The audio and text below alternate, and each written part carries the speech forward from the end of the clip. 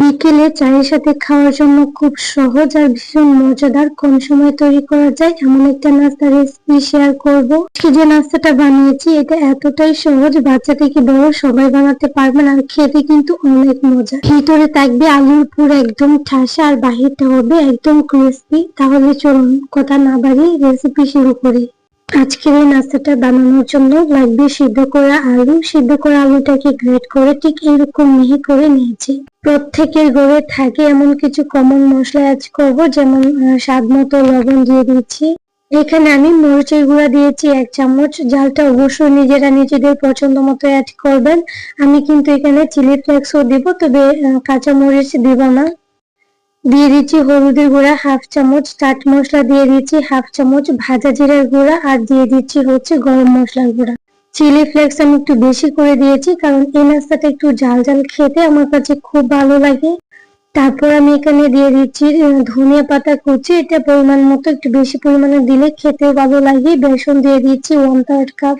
এখন সবগুলো উপকরণ একসাথে খুব ভালোভাবে মিশিয়ে নিয়েছি। এখানে কিন্তু আমি আদা রসুন বাটা এবং পেঁয়াজ বাটা দিয়েছি সামান্য পরিমাণ। এই নাস্তাটা ভাজতে 2 থেকে 3 মিনিটের মতো সময় লাগে, যার জন্য কাঁচা পেঁয়াজটা ইউজ করি নাই। একদম অল্প করে আদা রসুন আর পেঁয়াজের পেস্ট দিয়েছিলাম, এটা স্কিপ হয়ে গেছে। এখন আলুর পুরটাকে একটা সাইডে রেখে দিচ্ছি। এদিকে আমি কিছু পেস্টিসাইড নিয়েছি, তবে আপনারা চাইলে ঘরে বানিয়ে নিতে পারেন। আমার চ্যানেলে অলরেডি রেসিপি আপলোড করা আছে।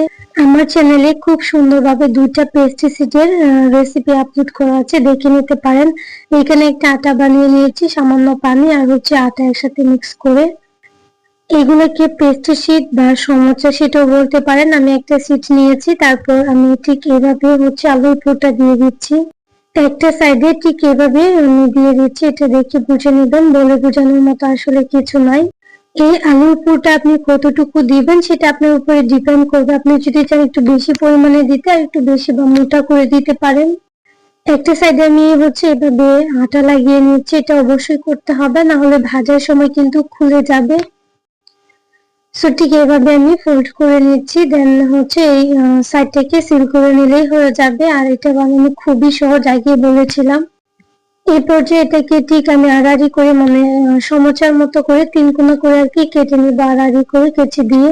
এই পর্যায়ে তো আমি আমার পছন্দ মতো ঠিক এভাবে করে নিচ্ছি, তবে আপনারা চাইলে 4 কোনা করে কেটে নিতে পারেন আপনাদের পছন্দ মতো।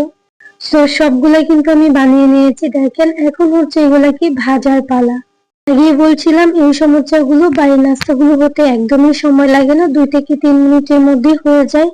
তো চুলায় একটা প্যানে পর্যাপ্ত তেল গরম করে নিয়েছি, তার মধ্যে একটা একটা করে আমি এই নাস্তাগুলো দিয়ে দিচ্ছি। তেলটাকে আমি খুব ভালোভাবে গরম করে নিয়েছি, তারপর চুলাটাকে মিডিয়াম টু লোতে রেখেছি। দেওয়ার সাথে সাথেই কিন্তু আমি উল্টে দিয়েছি, কারণ যেহেতু আমি একটা লেয়ার দিয়েছি এখানে পেস্টিসাইডের, যার জন্য এটা হতে একদমই সময় লাগবে না। আমি এই সমোসাগুলোকে একদম গোল্ডেন ব্রাউন কালার করে ভেজে নিচ্ছি। সেই সাথে আপনাদেরকে একটা রিকোয়েস্ট করছি, যারা আমার চ্যানেলে আজকে নতুন আছেন, যদি আমার রেসিপিগুলো আপনাদের কাছে একটু ভালো লেগে থাকে তাহলে প্লিজ চ্যানেলটাকে সাবস্ক্রাইব করে পাশে থাকা বেল আইকনটা অন করে দিবেন। আর হ্যাঁ, যারা যারা অলরেডি এই কাজটা করেছেন তাদেরকে অসংখ্য ধন্যবাদ।